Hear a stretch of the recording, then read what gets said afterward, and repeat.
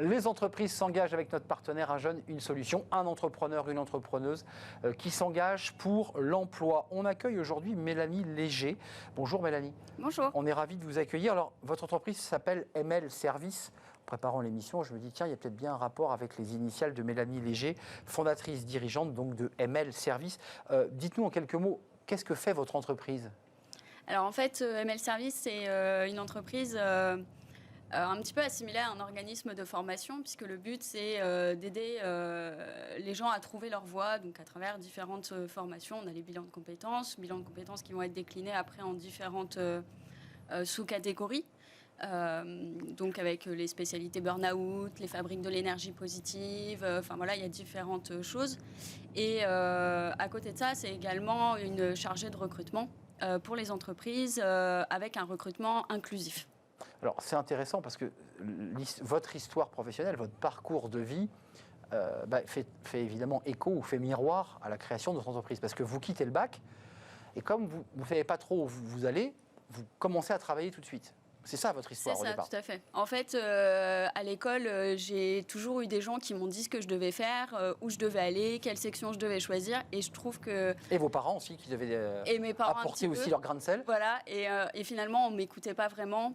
Et à 18 ans, je suis rentrée dans une section qui ne me plaisait pas du tout.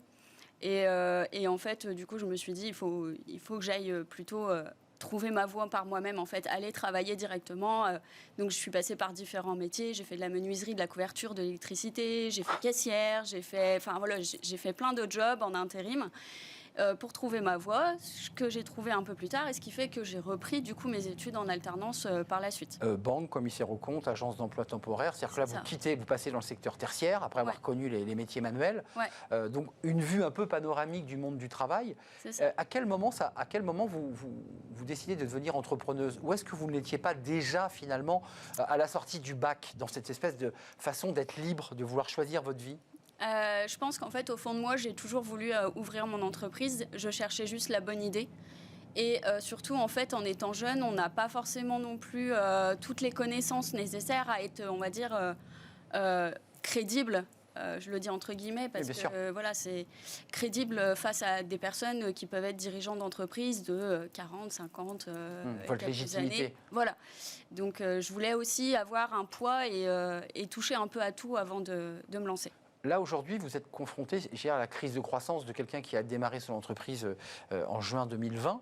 L'entreprise va avoir 2 ans. Oui. Donc elle existe depuis 2 ans, et vous êtes dans une phase où vous allez devoir vous appuyer sur des collaborateurs, des formateurs. Quelle méthode vous utilisez? C'est quoi? C'est Un Jeune, Une Solution? C'est le bouche à oreille? Vous êtes à Troyes, dans l'Aube, et non pas dans Lyon, comme je l'ai dit par erreur. C'est quoi? C'est des réseaux? C'est des profils particuliers? Vous cherchez des gens particuliers en plus, hein, c'est compliqué.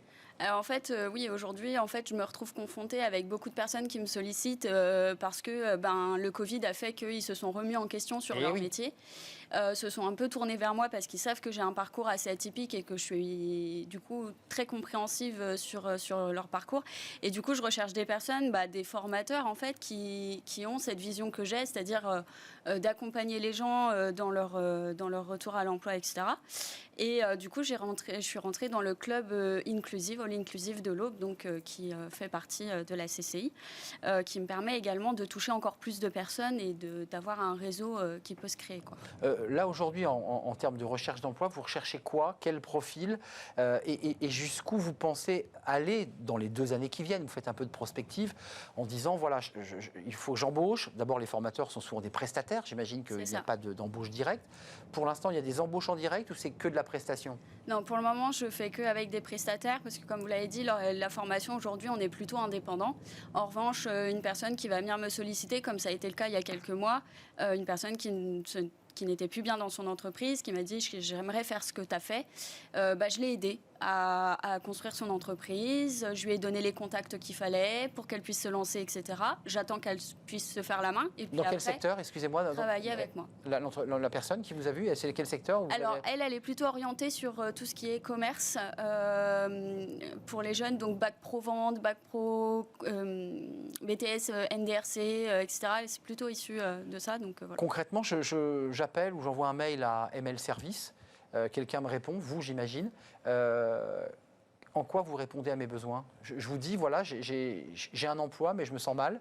Je voudrais quitter cet emploi, je voudrais que vous m'accompagniez. Est-ce que ça se passe comme ça? Alors, oui, alors...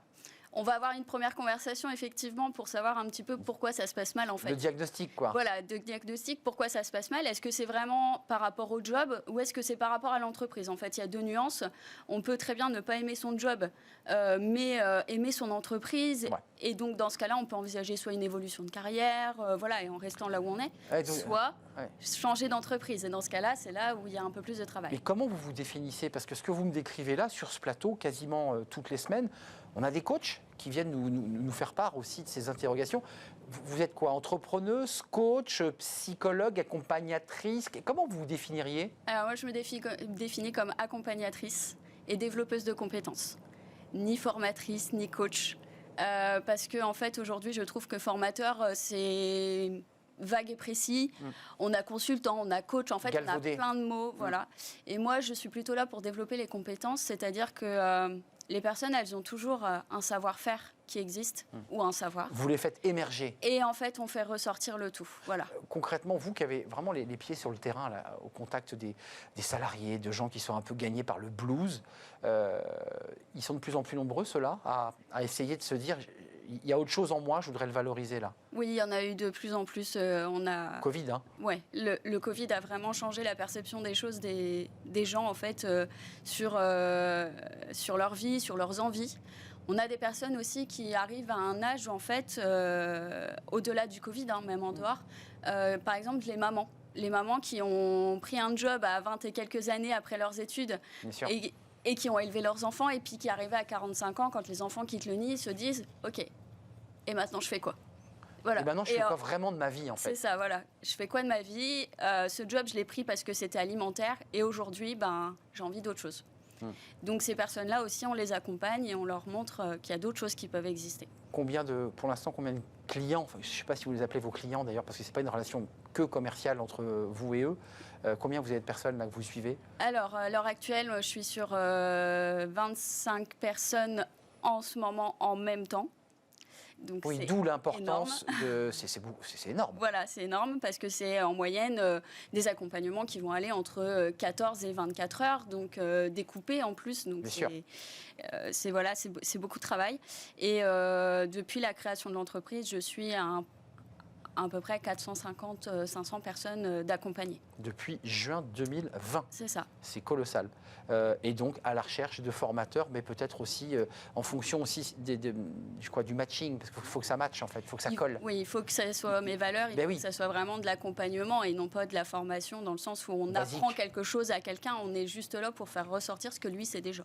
Merci Mélanie Léger de nous avoir rendu visite avec autant de sincérité et d'envie. Fondatrice et dirigeante de ML Service avec un S, car plusieurs services proposés, avec un site internet, un téléphone, et je pense que c'est vous qui répondrez.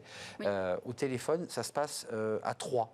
Et en tout cas dans tout le département, peut-être même au-delà, j'imagine. Au-delà. Vous allez au-delà, au moins dans la région de... Oui. C'est la Bourgogne, hein, c'est la région Bourgogne-Franche-Comté. Grand Est, et puis donc on a la frontière de Bourgogne. Bourgogne-Franche-Comté, c'est ça, c'est à cheval sur 2 régions. Merci Mélanie de nous avoir rendu visite. Merci à vous. C'est un vrai plaisir de vous accueillir. On fait une courte pause, on va s'intéresser aux administrateurs salariés dans le cercle RH. Tiens, qu'est-ce que c'est? Bah oui, ce sont des administrateurs, membres du conseil d'administration, mais ce sont les représentants des salariés. On va en parler avec bien nos invités pour savoir comment ça se passe, c'est tout nouveau. Comment ça prend avec les administrateurs plus traditionnels venus d'autres horizons sociologiques. On en parle juste après la pause, c'est le cercle RH.